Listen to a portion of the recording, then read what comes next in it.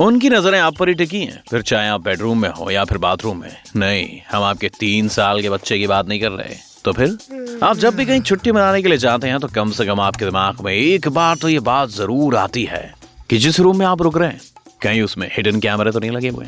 शुरुआत में आप मोटे मोटी तौर पर होटल के कमरे की अच्छे से छानबीन कर ही लेते हैं, लेकिन एक्सपर्ट्स का मानना है कि अगर आप छिपे कैमरे का पता लगाना चाहते हैं तो इसमें आपका स्मार्टफोन आपकी हेल्प कर सकता है। हर कैमरे में एक लेंस होता है और सभी लेंस में लाइट रिफ्लेक्ट होती है, इसलिए छिपे हुए कैमरों का पता लगाने का एक स्मार्ट तरीका ये है कि कमरे के पर्दे और सभी लाइटें बंद कर दी जाए। अब फोन की फ्लैश लाइट को उन जगह और चीजों की तरफ घुमाएं जहां कैमरा हो सकता है। ऐसी एक जगह है, सीलिंग पर लगा स्मोक डिटेक्टर। कुर्सी पर चढ़कर लाइट को सीधे डिटेक्टर की तरफ करें, देखने की कोशिश करें कि कहीं कोई लाल या नीली लाइट तो ब्लिंक नहीं कर रही है। आपको इसे आराम से करना होगा क्योंकि रिफ्लेक्शन को देखने के लिए लाइट को लेंस के सही एंगल पर पड़ना जरूरी है। इसे चेक करने के बाद बाथरूम में शावर हेड और अलार्म क्लॉक और फोन चार्जर जैसी दूसरी चीजें भी देख लें। इनकी पोजीशन को भी ध्यान में रखें। अगर चार्जर को ऐसी जगह पर रखा गया है जहां सर्विलेंस कैमरा हो सकता है तो इसे भी अच्छे से चेक कर लें और तुरंत रिसेप्शन पर कॉल करें। यहाँ तक कि कमरे में लगी पेंटिंग में भी कैमरा छिपा हो सकता है। और भी दूसरी चीजें जैसे लैंप, दीवार में कोई छेद या अलमारी के अंदर भी कहीं कैमरा छिपा हो सकता है। एक और खतरनाक जगह है बाथरूम मिरर। ये हिडन कैमरा ढूंढना बहुत मुश्किल है, इसलिए छिपे हुए कैमरे थोड़ा आराम से ढूंढें। आप फोन से उन कैमरों का पता भी लगा सकते हैं जो रात में आपकी जासूसी करते हैं। इन कैमरों से इंफ्रारेड लाइट निकलती है जिसे इंसानी आंखें नहीं देख पाती, इसीलिए इन्हें रात में इस्तेमाल किया जाता है। आपको लाइट बंद करके कैमरे को सेल्फी मोड पर रखना होगा। ज्यादातर स्मार्टफोन्स में रियर फेसिंग कैमरे में एक इंफ्रारेड फिल्टर होता है, जबकि सामने वाले में नहीं होता है। फोन के सामने वाले कैमरे के सामने टीवी रिमोट लाकर इसका कोई भी एक बटन दबाएं और देखें इसमें कोई लाल लाइट दिख रही है नहीं। अगर फोन की स्क्रीन पर लाल लाइट दिख रही है तो इसका मतलब है कि यह काम कर रहा है। आपको ऐसी किसी भी लाइट को डिटेक्ट करने के लिए फोन के कैमरे को अंधेरे कमरे में चारों ओर घुमाना है। ये देखने के लिए कोई जगह छूटी नहीं है। कैमरे को पूरे कमरे में एक बार फिर से घुमा लें। आप एक और तरीका आजमा सकते हैं। जैसे ही आप होटल के रूम में पहुंचे तुरंत वाईफाई बंद कर दें, क्योंकि ज्यादातर कैमरे वाईफाई से ही कनेक्ट होते हैं और इसे बंद करने से वे भी ऑफ हो जाते हैं। अगर आपको रिसेप्शन से कॉल पर यह बताया जाए कि रूम का वाईफाई डाउन है तो इसका मतलब ये हो सकता है कि ये रेड फ्लैग है, क्योंकि वे ये पता नहीं लगा पाएंगे कि वाईफाई को जानबूझकर बंद किया गया है या कोई प्रॉब्लम है। इसका मतलब ये हो सकता है कि कैमरे लोकल वाईफाई पर हैं।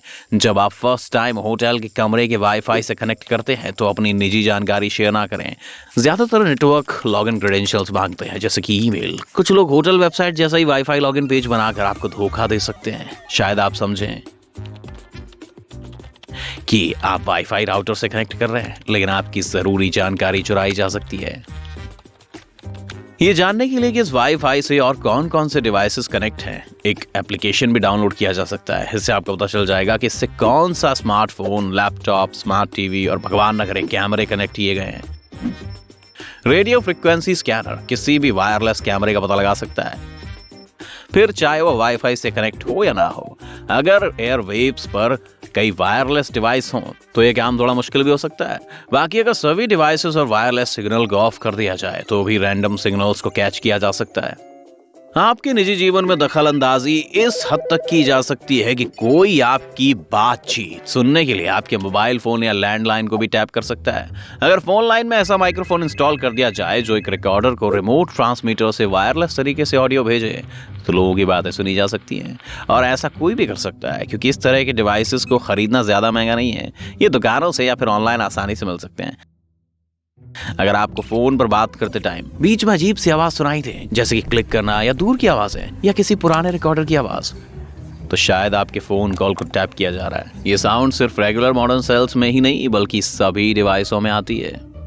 कई बार हमें फोन के बैकग्राउंड में बगिंग सॉफ्टवेयर के एक्टिव होने की जानकारी नहीं होती। इससे हमारी बैटरी जल्दी खत्म हो जाती है। वैसे तो फोन की बैटरी डाउन होने के पीछे कई वजहें हो सकती हैं, लेकिन सॉफ्टवेयर, वायरस और मैलवेयर भी इसकी बड़ी वजह होती हैं। अगर आप फोन नहीं चला रहे फिर भी उस पर खुद ही एक्टिविटीज हो रही हैं तो इसे अनदेखा ना करें। अगर नोटिफिकेशन बार बार पॉपअप हो रहे हो और आपने उन्हें म्यूट कर दिया हो तो हो सकता है कि आपके फोन में बग आ गया हो, या फिर यह भी हो सकता है कि कोई आपके फोन कॉल ही नहीं बल्कि पूरे के पूरे फोन पर ही नजर रख रहा हो और आपकी जानकारी के बिना कोई भी फोटो, वीडियो, फाइल या डेटा चुरा लिया जाए।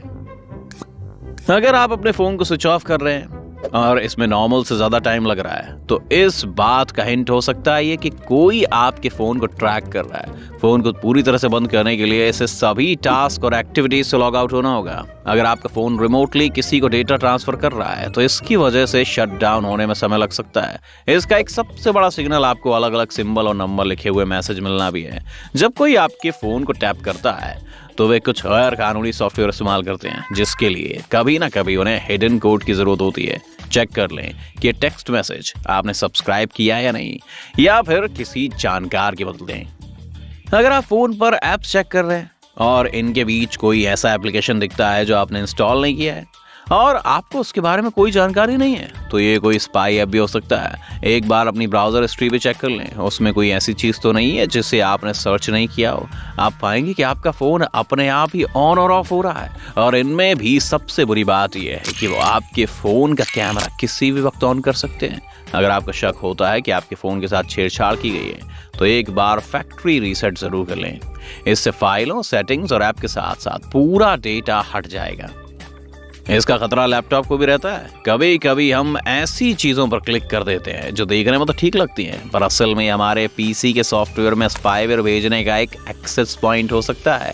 बैटरी जल्दी खत्म होना, पीसी का गर्म हो जाना और अजीबोगरीब एक्टिविटीज़ पीसी के इन्फेक्टेड होने की ओर इशारा करती हैं। जीपीएस ट्रैकर किसी के व्हीकल को ट्रैक करने का सबसे आम तरीका है और ये बेहद आसान भी है, पर इन ट्रैकर्स को ढूंढ पाना काफ़ी मुश्किल है क्योंकि इन्हें कार के अंदर छिपा कर लगाया जाता है। अगर कभी आपको ऐसा महसूस हो कि कोई गाड़ी चलाते टाइम आप पर नजर रख रहा है या कार से जाते टाइम एक ही इंसान आपको बार बार दिखाई देता है, तो तुरंत ट्रैकर को खोजना शुरू कर दें। इसकी सबसे कॉमन जगह कार के नीचे या पिछले पहियों के पास है। अगर आपकी कार को ट्रैक करने वाला व्यक्ति ज्यादा स्मार्ट हुआ और वो जानता है कि वो क्या करने जा रहा है, तो इसे आपको इतनी आसानी से ढूंढने नहीं देगा। अगर गाड़ी के बाहर कुछ नहीं मिलता तो अंदर देखने की कोशिश करें। अगर ऐसा कोई ट्रैकर मिलता है तो मतलब किसी व्यक्ति ने ऐसे आपकी गाड़ी के अंदर ट्रैकिंग डिवाइस को फिट किया है। ये कोई ऐसा व्यक्ति भी हो सकता है जो बार बार आपके साथ गाड़ी से आता जाता है और बिना आपकी जानकारी के उसमें डिवाइस फिट किया है। इसकी और सटीक जानकारी के लिए डैशबोर्ड के पीछे और कार की एक्सेसरी को भी चेक करें। ट्रैकर का पता लगाने के लिए कार के पुर्जों को खोलने के बजाय जीपीएस बग डिटेक्टर भी खरीद सकते हैं। ये कार के आसपास इलेक्ट्रॉनिक फ्रीक्वेंसीज का पता लगा लेते हैं। वे गाड़ी को ट्रैक होने से तो नहीं रोक सकते, लेकिन इसे ढूंढने में आपकी मदद जरूर कर सकते हैं। इसे इस्तेमाल करने से पहले अपने स्मार्टफोन को बंद कर दें या एरोप्लेन मोड ऑन कर दें। इस तरह फ्रीक्वेंसी ट्रैकिंग डिवाइस को डिस्टर्बेंस नहीं होगी। और अगर आपको लगता है कि ये काम नहीं कर रहा है तो कार को कहीं दूर किसी सुनसान जगह पर ले जाए, यहाँ तक कि कहीं दूर कोई गैराज भी हो तो चलेगा। क्या कोई घबराया हुआ सा लग रहा है? चलिए पता लगाते हैं।